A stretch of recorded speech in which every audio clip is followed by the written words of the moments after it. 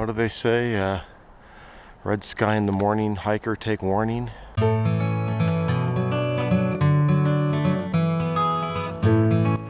Well, it's a beautiful day here in Upper Hayden Valley. Maybe be a good day for a hike. First thing we ought to do is maybe go to 4B1, and maybe we'll go to Fairyland. Probably ought to get my backpack and go. Once you know I barely get started, I've got a herd of bison. Oh man, right on the trail. So I'm gonna have to bushwhack around them, I guess. They're not going anywhere. It's like a Fairyland rite of passage. Always a bunch of bison on the trail. Well, I just got myself back to the trail. I think if I hike back a little bit, you'd be able to see the bison. I took a rather wide berth to the north around them. I guessed right that I could actually see the leading edge. So I got around basically through that meadow. And of course there was one lone bison all by herself, tail up. Then she pooped. So that was the end of that. Now, I'm also at the point in the trail that I think is really, really beautiful, because you can see down in the valley in front of you, but a ways down there, the beautiful thermals. And I would assume that Crater Hills and, well, I don't know if you can see all the way down to the mud volcano area, but that's the direction we're looking. And it looks like I'm coming up to the first trail junction here. That's a good sign too. Boy, it's nice to be back on the trail. What a morning I've had. I came into this meadow, there's 4 more bison. Maybe you can see them out there. I don't know if you can make it out or not. Probably be better if I put the polarizer on, but more steam down there. These look like four bulls. Fortunately, the trail took me right around these guys, nice and wide. I've had sandhill cranes calling. And one really spectacular thing, when I walked into the meadow here, a red-tailed hawk took off from a tree. I even heard it cry. It's just absolutely bone-chillingly beautiful. I'm at the Riven Lake Trail Junction right here, about 3 miles in. Hour and 20 minutes to get to this point. Not too bad. Let's just mark a quick waypoint. I'm in the forest now, where I'll be for a while. The good news is I've done 3 miles, and the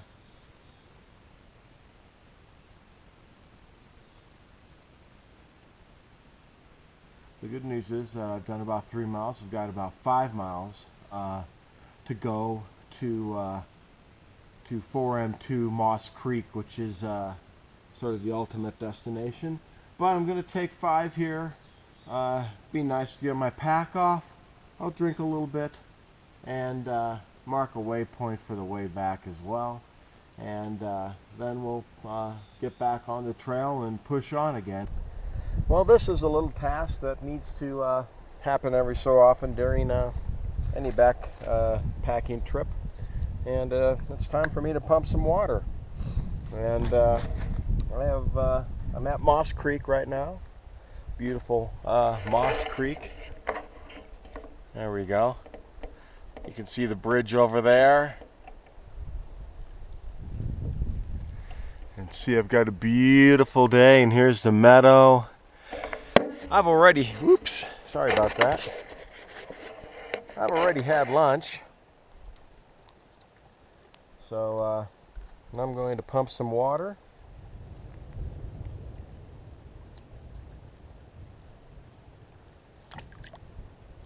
Boy, that sounded like some thunder off in the distance.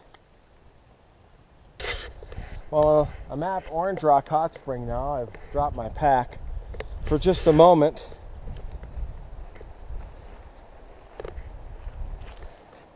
While I show you Orange Rock Hot Spring, this happens to be the place where I leave the trail. But this is the spring itself right here.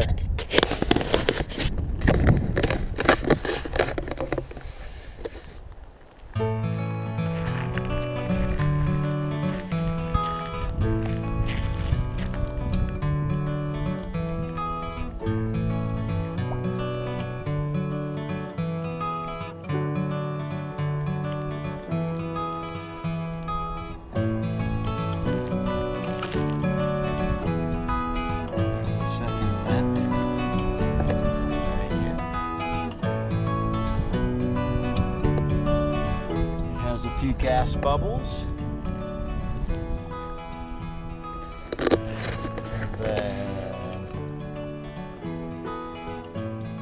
then it goes down into the lovely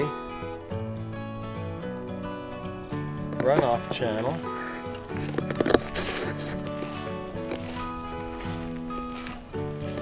Well, last camping trip last year in the Tetons, people wanted to know what was in my pack, and I'm going to show you, but I had to set up the tent first because, to be perfectly honest, it's been raining all afternoon. It's almost 5 now, and I have to keep things dry, and I need a place to be able to stay dry and to keep everything else dry. So here's the deal. So the first thing I pulled out is a extra earth sack that'll eventually be filled with garbage. This is my ditty bag, which is just a way of storing everything that you need that's fairly small. So just off the top of my head here, I can see my little multi-tool. Here's some sunscreen, some Advil, stuff like that. Let's see, what else we got? Oh boy, batteries. You can't have too many batteries. Those weigh a lot. Now everything that has to stay dry, oh, rope. Everything that must stay absolutely dry is in a big garbage bag down inside this. It's just one of your great big black ones. Other than that, there's nothing special about it. It's just my my ultralight way of keeping things dry. So, here's my pack towel.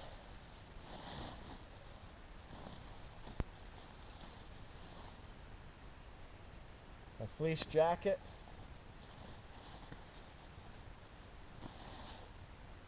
Socks. Cook pot. There's more cooking stuff in there. Here's my camp pillow.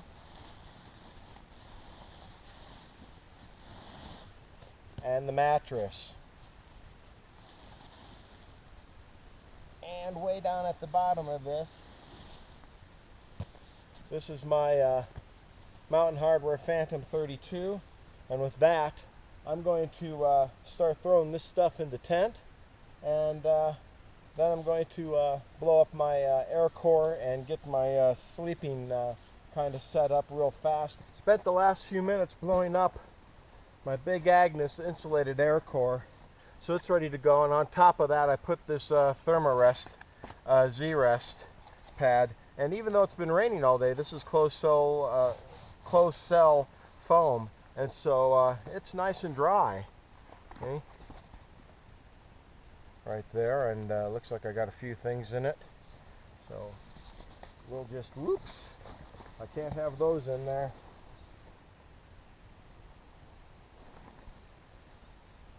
Picked up a few pine needles from bushwhacking.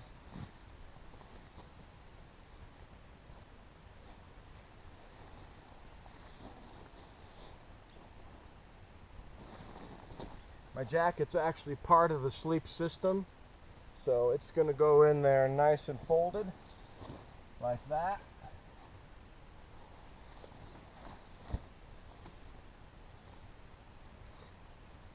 And then here's the pillow, which goes on top of my jacket.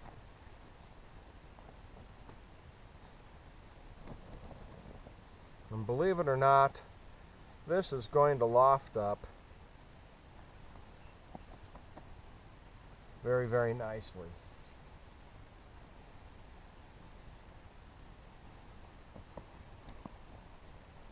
Because it's full of foam too.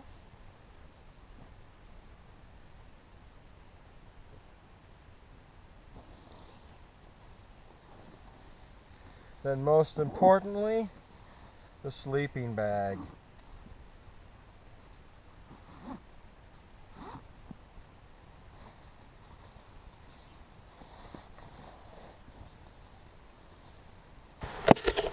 Oh no, all my talking, I didn't see the little red light telling me that you were there. Well, what I was saying is I've got camp all set up and things are ready to go here at 4B1. I think I mentioned there's a new bear pole. That's pretty exciting. And even though I took the worst route ever in here, and I probably should eat because I'm starving, I can't resist doing a little tour of Joseph's Coat because there are so many interesting things here. And I think that I found a little activity at Broadside Geyser, which is sort of right down there below me.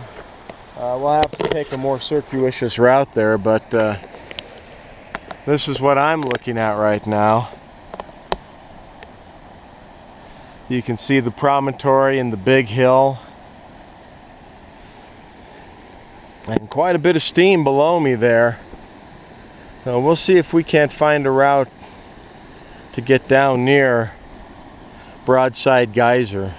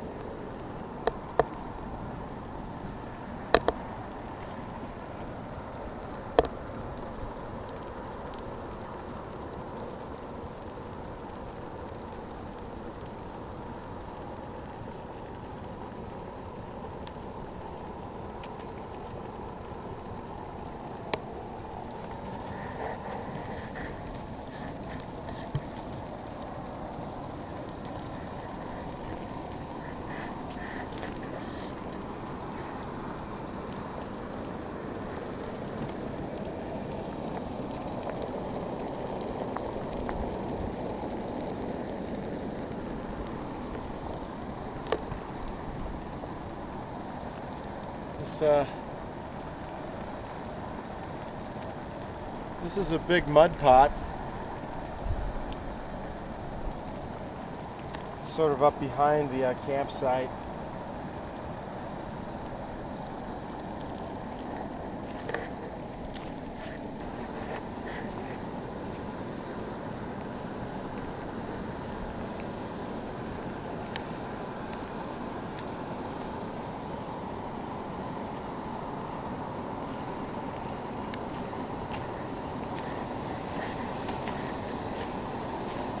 This thing looks to be a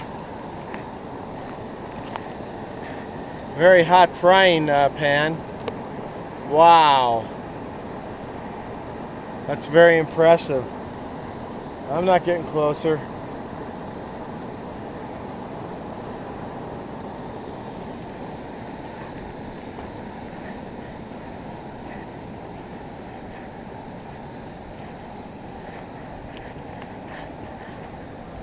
It's quite the fumarole up there.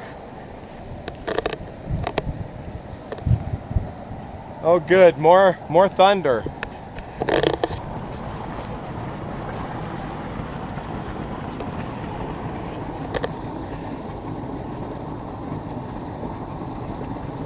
Man, that one's hot. We'll just stay away from that.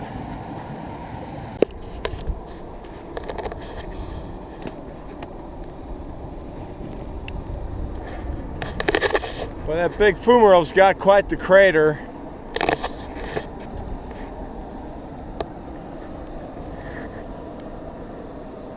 I'm not going over there.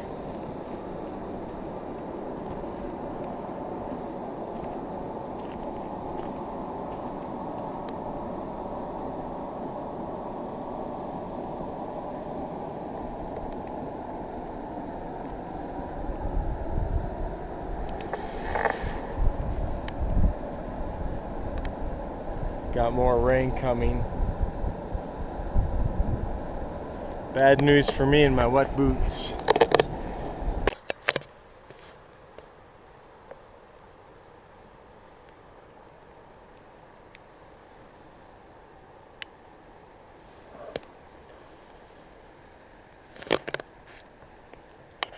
That steamer down there is spring number 2. And even though it started to rain, I'm going to head down there real fast.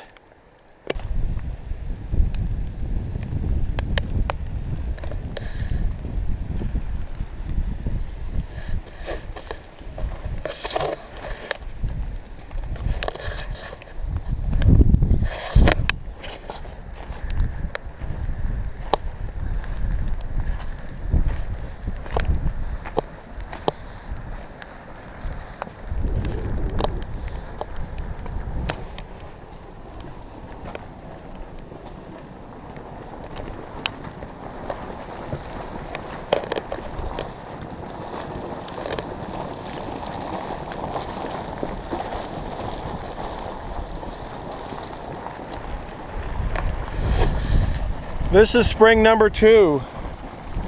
Rick Hutchinson, I don't know if he intended that to be a name, but that's how it got put in the report, and so that's how it gets referred to, I guess. This baby is hot.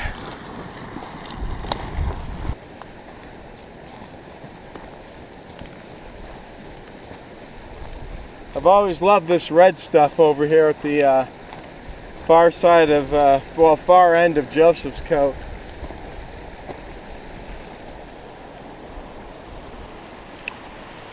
Hopefully the weather will clear up and I'll be able to show you some really great stuff in some really good light. I've had it with all this rain. Rain, rain, rain, rain, rain. I'm going to get everything under the tarp. I'm going to put everything away and pump water, make dinner, and get out of the rain. It's 7 o'clock, straight up. I'm in the tent. I'm lucky I have the two-man tent. Now Lori's not here. I don't know how I would have gotten in to the tent with 2 sleeping bags and stuff. I mean, I'm just absolutely soaked. So dinner tonight is going to be, well, I got some power bars out of the food bag, and I'm going to try to get dry now, and I don't know if I'm going to leave in the morning or if the weather is going to improve, but I'm soaked, and all my feet are going to do is get blisters. I think Fairyland is now out of the question.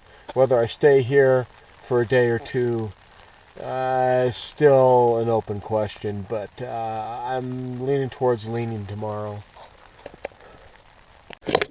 I doubt if you can see me very well, but I'll give it a little try here. It stopped raining. It's about 8:30, I think. I can't see. Sorry about that. But here's the thing. I have to get out of the tent because I have to... I brought some food in here because my dinner, frankly, was just cold power bars. And I need to get rid of that, and I need to brush my teeth. And then I can come and... now I can come in here and settle down for the night. But it is 8:30. It'd be nice to last until 9:30 or so before really conking out. On the plus side, on the bad side, the boots probably aren't going to dry out, so I'm thinking this trip is pretty well ruined. But I've had a chat with my wife and with Mark Nixon, and I think I've got my way out of here pretty well planned. So that's the evening update.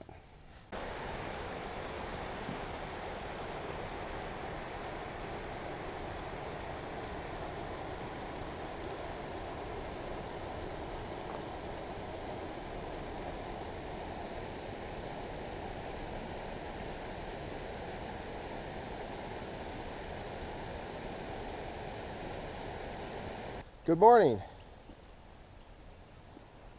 I was just out doing a little early morning photography. Put on my wet socks and my wet boots.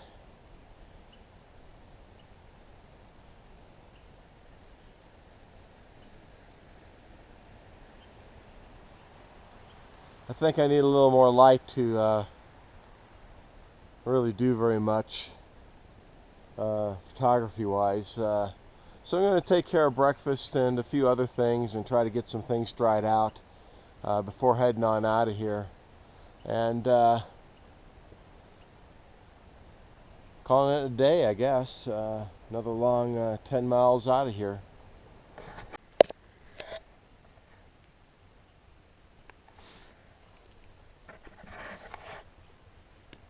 Well, I'm in the middle of breakfast. I'm pretty excited, actually. The sun just came out. It's 8:21. There's a big dark cloud kind of hiding everything, and that ought to help dry some things out. I don't know if it's gotten to my tent yet. Maybe we can take a look over there. I'm in the middle of breakfast right now. No, there's no sun. Not yet. Way over there. But what I'm going to do after breakfast, and I get this stuff more or less put away, is go down to Joseph's Coat, and I'll take a few photographs and make some movies, and then we'll see about getting out of here. I think I need to be heading up the big hill by about 10 at the latest.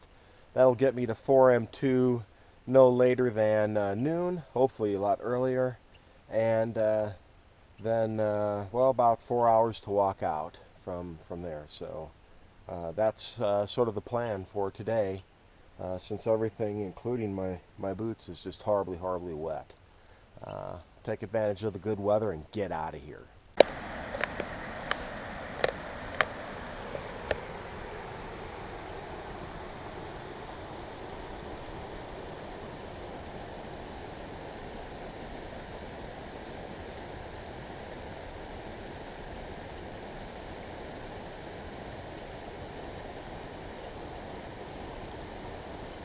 The steam that you see in the foreground is coming from Broadside Geyser. I don't know if it's anything more than a fumarole now. But that's the location.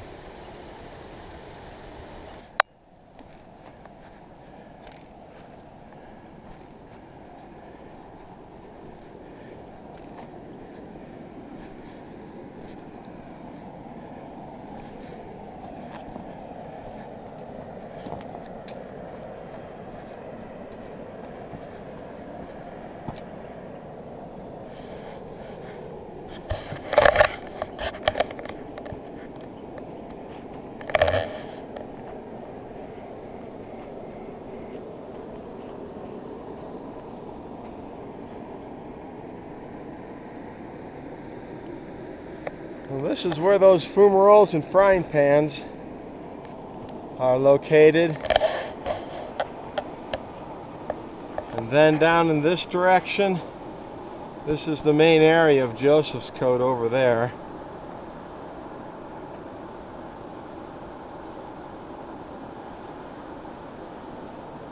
And now I'm panning towards the Thermally Creek, where there are more fumaroles and frying pans.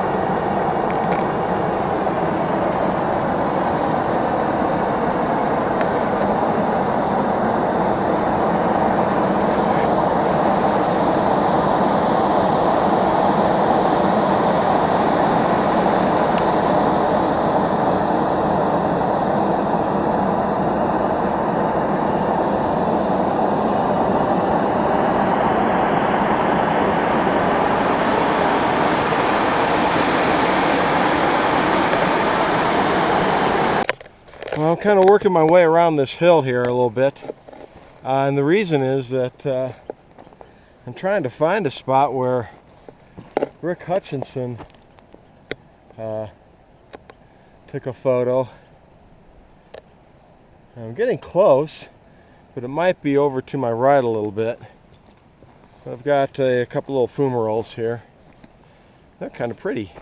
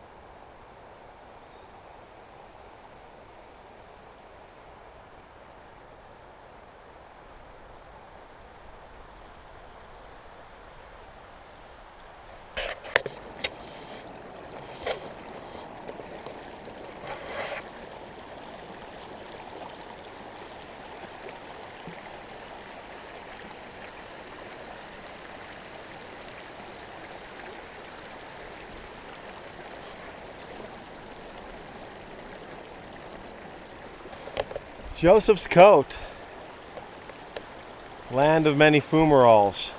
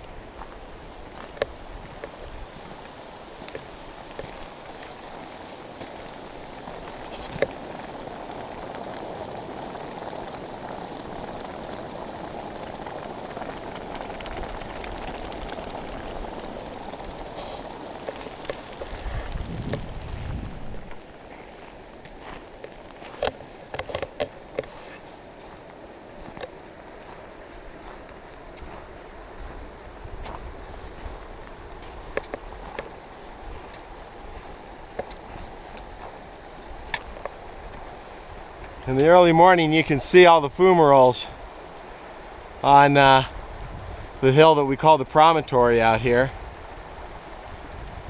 That's across Broad Creek. I'm actually following a very faint game trail out here. Even so, it's not exactly safe. This is spring number 2. Rick Hutchinson, well, referred to it this way. I'm not sure he intended it as a name.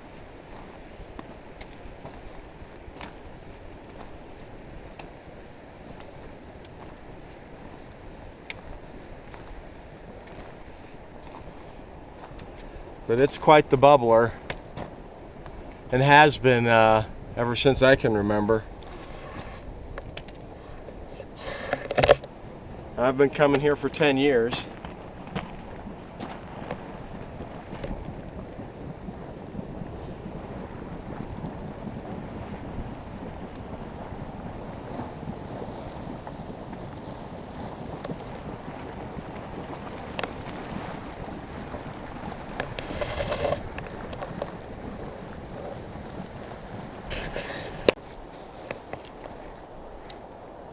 And this is what I meant by the trail being not exactly safe. This little game trail or whatever it is.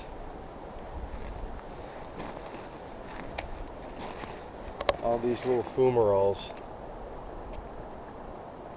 are right here by the trail.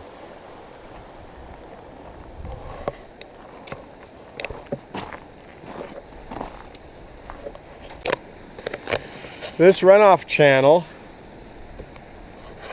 right here belonged to Scorodite Spring. That used to be a prolific spring up on the hill there, and now it's a little more than a few fumaroles and an empty runoff channel.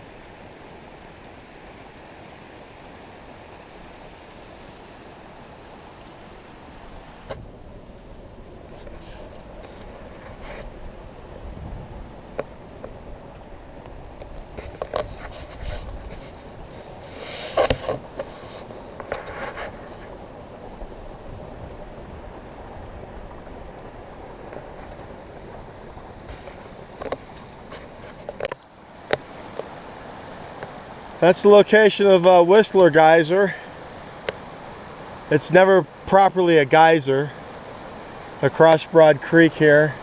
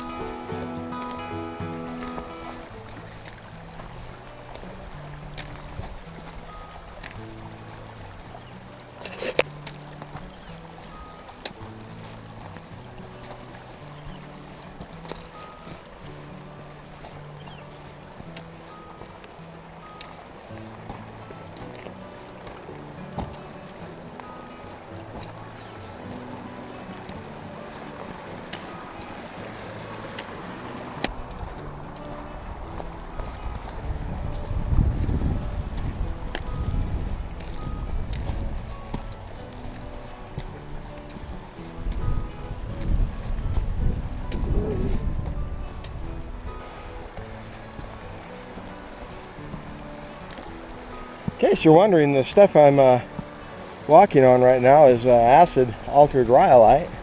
It's the same stuff that you have over by Canyon,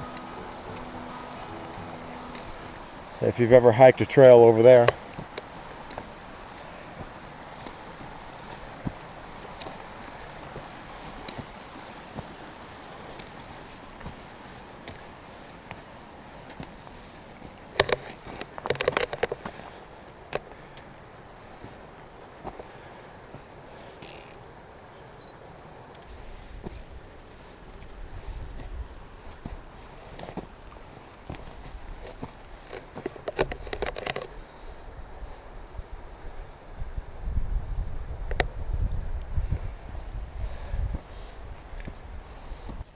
There's the tent. Hopefully things are drying out. It's time to pack up and get out of here. Well, I'm about a half mile away from 4B1. That means I've got about a mile and a half to go. And I'm just taking a little break now because I really needed some water after climbing the hills. And this is what bushwhacking looks like, by the way. Trees, meadows, sky, more trees. That's what it looks like. But all this heading to Orange Rock, and then the trail, and then get my my blistered feet and my wet boots out of here. Not lost, not dead. I'm at Moss Creek. Life is good. It took me 2 hours to get out to the trail. I sort of expected that because my pack is way too heavy. But now I need to pump more water, eat a little bit, and get back on the trail. I'm pretty happy right now.